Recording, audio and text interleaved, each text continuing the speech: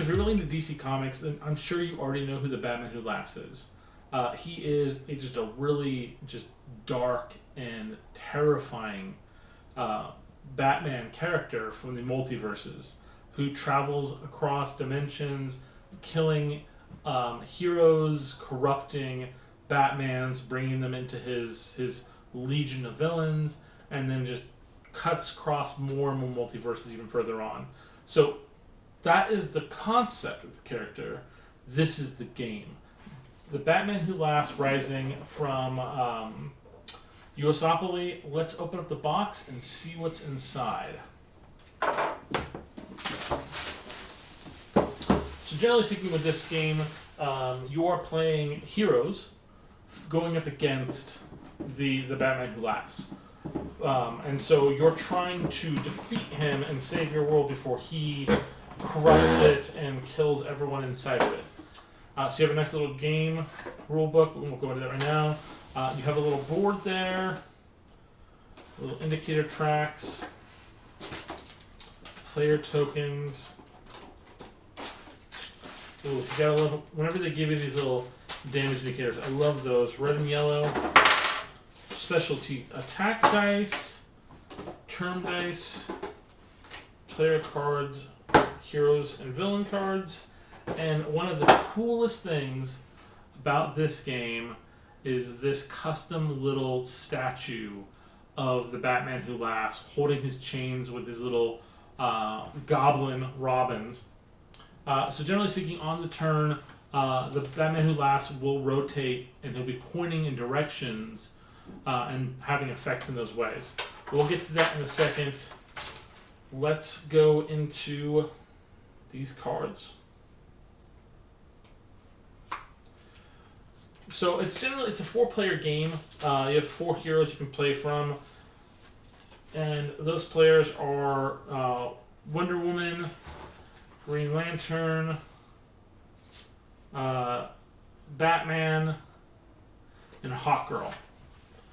So these are the characters that you can play as to fight against the Batman Who Laughs. You have your specific dice for your characters. So of course you have, your dice for Wonder Woman. You have your dice for the Green Lantern. You have your Batman dice, your Hawkeye dice, or Hawkgirl dice. Sorry.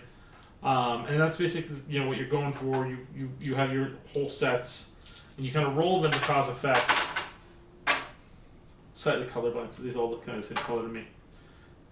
But you have your specialty dice that you're rolling, and then of course you have your combat tracks.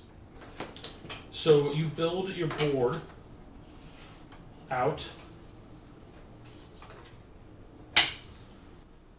and then you have a deck specifically for heroes and villains that can be recruited by you into the game. It can either be helpful or are hindering to your actions. And then there are villain cards, specifically the recruits of the Batman Who Laughs, who are in the game as well. So for instance, you have the Murder Machine, Dawnbreaker, Red Death, the Drowned, the Merciless, the Devastator, and of course, the Batman That Laughs. So on your turn, you shuffle these cards, you place them down here on the deck, and on each player's turn, you're going to roll these dice. And so this will tell you how many of these pieces you fill out on this board. And so as you're playing the game and you're putting your things on there, you have people that are on each of these little sections of this board that you were either trying to defeat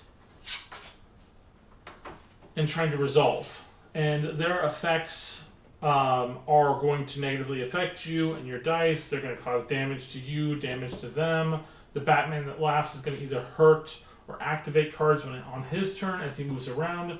And so as you fill up this tracker, whenever one of these pieces gets removed from the game, they are going to be replaced by cards at the top of this deck. But if you activate this card, this one goes here on top of the deck once you filled up that space. And so say for instance you resolve this card, this character the Devastator would now be on the board, able to affect him, and he's going to be a lot harder to defeat on your turns because he's one of the Batman that laughs. But the whole idea is you want to kind of go through, clear these people out, effectively kind of go through it as the board fills up. Because once you get to the point where it's here, now you can actually attack the Batman who laughs. And you want to do your damage to him because you want to fill up the 4 damage points on him. If you don't hit those 4 damage points before he fills up his tracker, then he will ultimately win. And you want to, knock him down, take him out before he wins. This is not an easy game. This is a very difficult game, and you can kind of adjust the board to make it a little easier. If you can see here, you have 2 different colors, and one is, of course, gives more options for things to fill up, other ones don't. And it's really all about trying to get things resolved quickly enough to get to that point where you can have the victory conditions. And if you don't manage to get that taken care of, then you are going to basically be fighting a lot of effects on this board at the same time. This other die right here, so you roll these 2.